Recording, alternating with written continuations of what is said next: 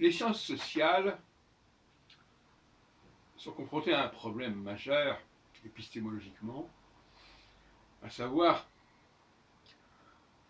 la surdétermination et ce qu'on appelle aussi les prédictions autoréalisatrices, autoréalisées.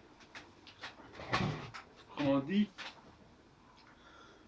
quand il s'agit de non-humains qui ne sont pas en contact direct avec le propos de l'observateur, on peut travailler assez simplement, comme dans le domaine de la physique à la limite.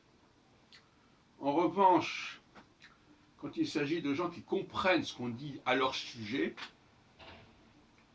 sans parler de gens qui s'étudient eux-mêmes à propos d'un certain modèle, eh bien là, les difficultés s'accumulent, s'amoncellent.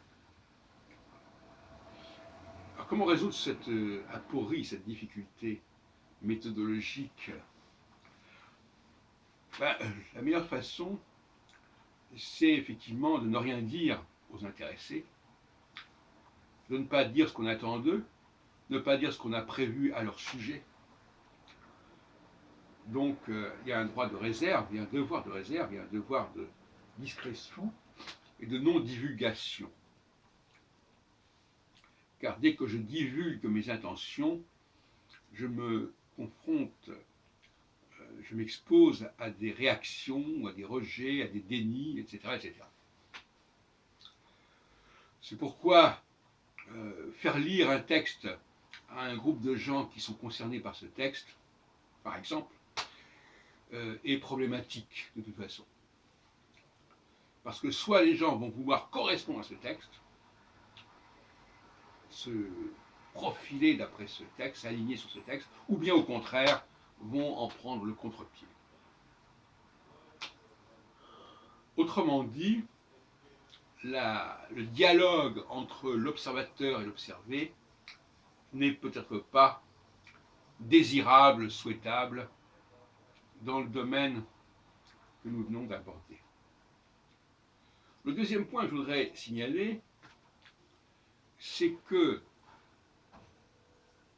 je prends l'exemple de l'anatomie, d'une manière générale, l'anatomie suppose en fait un fonctionnement normal des choses et qu'il n'y a pas besoin de discours pour fonctionner. Les choses se font d'elles-mêmes. Elles se font d'elles-mêmes pour l'observateur, à condition qu'effectivement, il ne soit pas en porte-à-faux avec l'objet observé.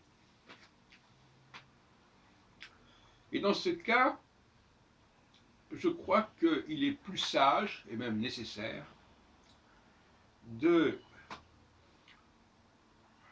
d'intervenir qu'en cas d'urgence. Et certainement pas d'une façon systématique et constante. Donc, toute description du système est contre-productive, si ce n'est lorsqu'il s'agit d'une intervention, je dirais presque chirurgicale.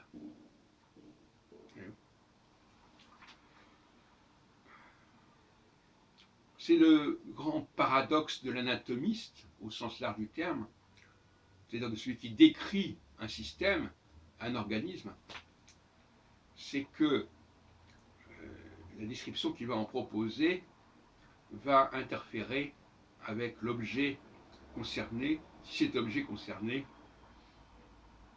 est à l'écoute de ce que dit l'observateur. Oui.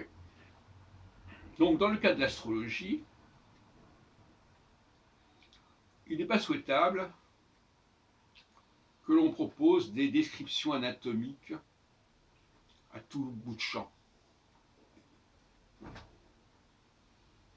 Il vaut mieux dire que les choses se passeront comme elles doivent se passer, que les choses vont fonctionner comme elles doivent fonctionner, sans préciser davantage, chacun pouvant observer empiriquement ce qu'il en est.